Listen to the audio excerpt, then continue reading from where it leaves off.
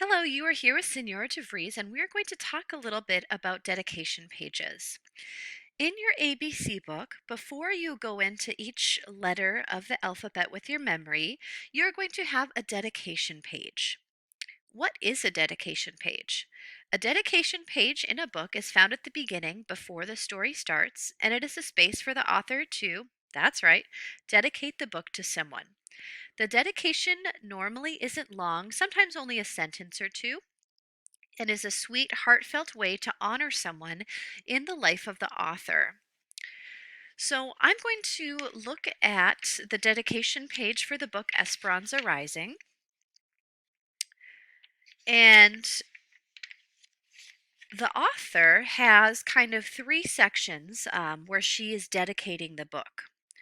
The first part of the section is Baskets of Grapes to my editor, Tracy Mack, for patiently waiting for fruit to fall. Then the next section says, Roses to Orzella Bell, Jess Marquise, Don Bell, and Hope Munez Bell for sharing their stories.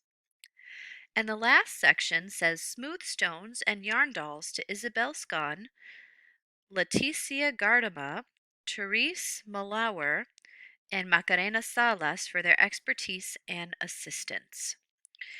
So, what's kind of interesting about this dedication is it talks about grapes, roses, smooth stones, and yarn dolls, and that's all mentioned later in the book.